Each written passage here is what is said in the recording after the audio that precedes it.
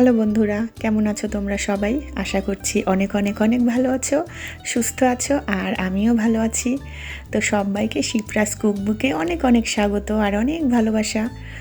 তো তোমরা এত অল্প সময় আমাকে এত ভালোবাসা দিচ্ছ, আমার ভীষণ ভালো লাগছে। তো তোমাদের এই ভালোবাসায় আমার আগামী দিনের ভিডিওগুলো দিতে আরও উৎসাহ দেবে, আরও ভীষণ উৎসাহ দেবে। আমার তো ভীষণ ভালো লাগছে।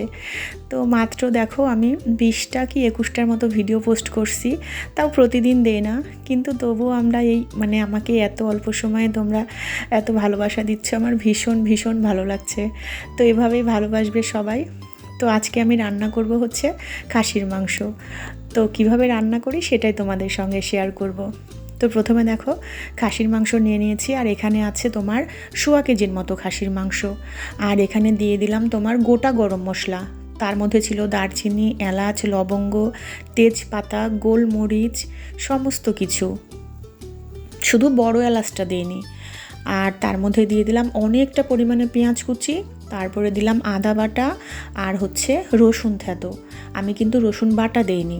তারপরে দিয়ে দিলাম পরিমাণ মতো লবণ, তারপরে দিলাম পরিমাণ মতো হলুদ, তারপরে সমস্ত কিছু যে যতটুকু মাংস নেব সেই হিসাব মতো দেওয়া লাগবে।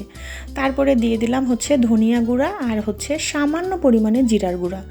আর এই যে দিয়ে দিলাম হচ্ছে সরষের তেল। তো সর্ষের তেল দিয়ে খাসির মাংস রান্না করলে ভীষণ ভালো লাগে। তো এটাকে দেখো সুন্দর করে আমি এখন মাখায় নিচ্ছি হাতে, এমন করে মাখানো লাগবে মনে হবে মাখাতেই অর্ধেকটা রান্না হয়ে গেছে। তো দেখো খাসির মাংস রান্না করবার একটু আলু দেবো না তাই কি হয়? আলু তো ভীষণই ভালো লাগে মাংসে। তোমাদের কার কার ভালো লাগে অবশ্যই জানাবে। তো দেখো আলুগুলো আমি একটু ভাজে নিচ্ছি, বেশ সুন্দর লাল লাল করে ভাজে নিব, ভাজাতেই যাতে সিদ্ধ হয়ে যায় এরকমভাবে। তো আলুগুলো দেখছো সুন্দর করে কিন্তু ভাজে নিছি। এই আলুর মধ্যে হচ্ছে হলুদ, ঝালের গুঁড়া আর লবণ দিয়ে ভাজছি। কালারটা ভীষণ সুন্দর হয়েছে না বলো? এরকম করে ভাজে কিন্তু আলুর দমও রান্না করা যায়, এই বড় বড় আলুগুলো, তাই না বলো? তো এখন কড়াইয়ে তেল আছে, সেই তেলের মধ্যে দেখো মাখানো যে মাংসগুলো সেটা দিয়ে দিলাম। এটা প্রায় আধা ঘন্টার মতো আমি ঢাকে রাখছিলাম।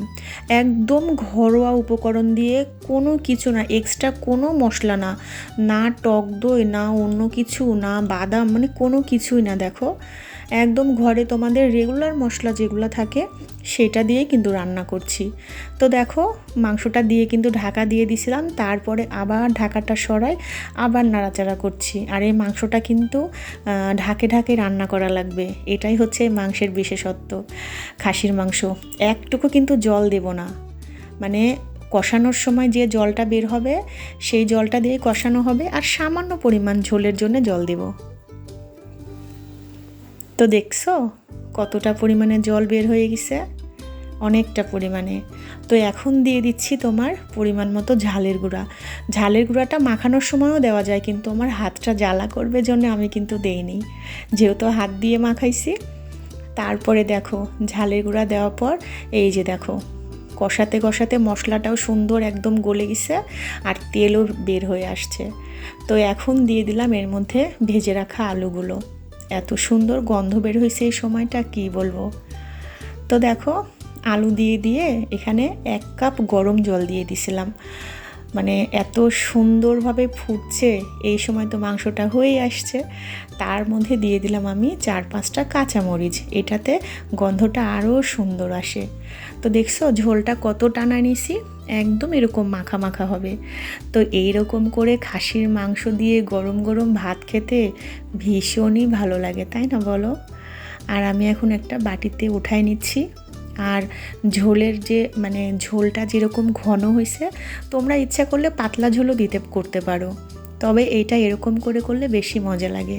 তো উপর দিয়ে আমি দিয়ে দিলাম একটু বেরেস্তা, সেটার জন্য গন্ধটা আরও সুন্দর আসে। তো বন্ধুরা আমার ভিডিওটা যদি ভালো লাগে তাহলে অবশ্যই কমেন্টে জানাবে, আর একবার অবশ্যই ট্রাই করবে। আর আমাকে এত এত ভালোবাসা দিচ্ছ, আরও ভালোবাসা দাও যাতে আমি আরও সুন্দর সুন্দর ভিডিও তোমাদের দিতে পারি। টাটা।